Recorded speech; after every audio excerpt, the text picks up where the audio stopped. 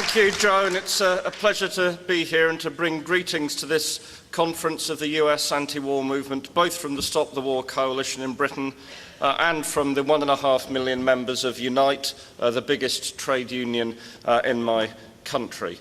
Our alliance of the anti-war movements across the Atlantic is essential, if for no other reason than it's our governments that are fighting all the wars.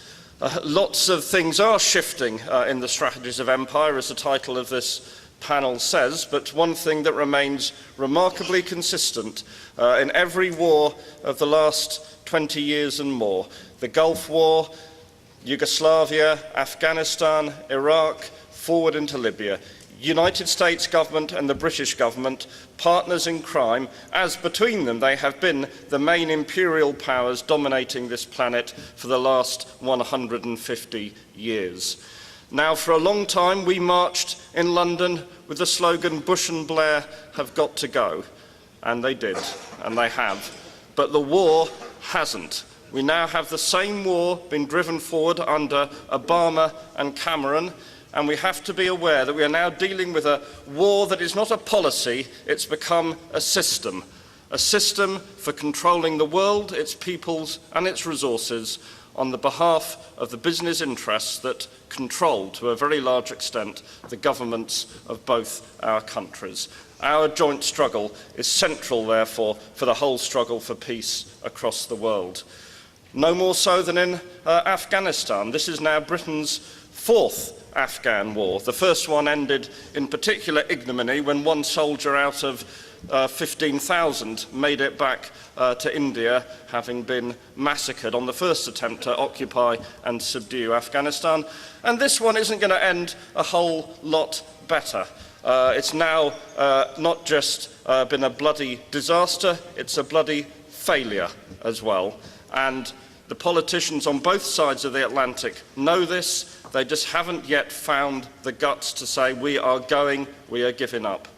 Because we should also remember that, horrified as we are and should be by the massacre of 17 Afghan civilians by a United States soldier earlier this month, we shouldn't think it's untypical, that this is an unusual event. Not only are such massacres being carried out by those famous drones we just heard a mention of on an almost weekly basis, such massacres are part and parcel of every colonial and neo-colonial occupation, of every war. They are the norms of the racism that imperialism takes with it wherever it goes.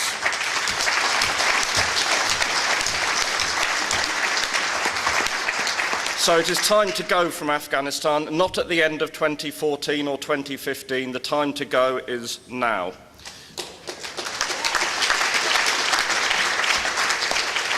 And of course, more wars have been threatened, most obviously against Iran. Now, I don't stand here and say I don't suppose anyone wants any more countries in the world to have nuclear weapons than have them already. We want fewer countries to have nuclear weapons. But it wouldn't be the most surprising thing in the world if the Iranian regime did decide it wants nuclear weapons, with Pakistan on one side with nuclear weapons, Israel on the other side with nuclear weapons, the US and British armed forces all around it in the Gulf with nuclear weapons. If people don't want Iran to have nuclear weapons, the best solution is to make the whole of the Middle East a nuclear weapons-free zone.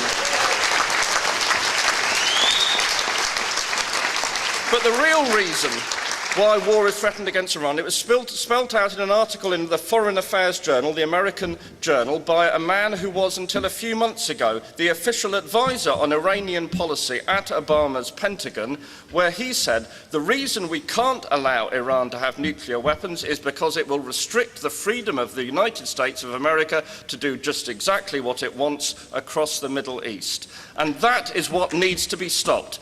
This American self-arrogated right, allied to Britain and France, to dominate the Middle East. And we are seeing that domination being exercised in new and more dangerous forms as we speak.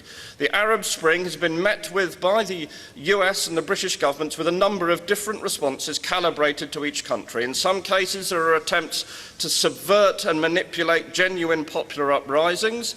In other cases, as in Bahrain, there are attempts to prop up reactionary dictatorships come what may. In others, others, there are attempts to stimulate uprisings, and as we have seen in Libya, there is also direct military intervention. And the Libyan example, only the most recent, coming after Iraq and everything else, shows the futility of any belief that imperialism can bring liberation or freedom to the Middle East or anywhere else. What we have now in Libya is a racist government of gangsters that has not offered the Libyan people the new start that they were promised when NATO began bombarding the country. I just want to add a final word about the importance of labour, the labour movement and the trade unions in building our anti-war movement. I'm delighted that at the annual Congress of a trade union Congress, which unites all British trade unions last year, the trade union movement finally, we don't always rush these things in the British trade union, finally after 10 years came out against the war on terror, condemned the occupation of Afghanistan, condemned the bombing of Libya that was then going on, and that Labour has taken a stand for peace. That can be an immense source of strength for our movement. Because I believe the understanding is growing that you can't fight the economic crisis caused by these governments and the policies they follow if you also support their wars. You can't separate economic policy from foreign policy, and the links with the crisis are all too real. Reference has already been made in America, and it's the same in Britain. In Britain, we're spending $4 billion a year on the Afghan war when we can't keep the National Health Service in one piece, where we have a Prime Minister who says he wants to stand for the big society, and his big society is big enough to occupy Afghanistan, but it's not big enough to keep the local libraries open. That is a hypocrisy we are facing at a time of economic crisis.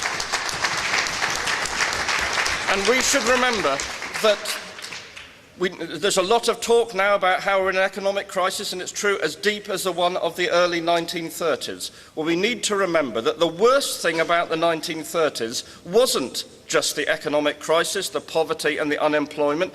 It was the fact that it's an economic crisis that then unwound through fascism to war. And we can see the same dangers again today. We already have the wars, but the danger of bigger wars, when the President of the United States of America talks of trying to dominate the Pacific and Asia and takes measures to surround China, that is laying the groundwork for even bigger and more dangerous wars, which are being propelled and are driven forward by the economic crisis we are facing today. It is our job to oppose that, to stand for peace, to build a worldwide movement against these wars, and at the very centre of that worldwide movement must be the unity of the ordinary people of the United States of America and Britain. Thank you.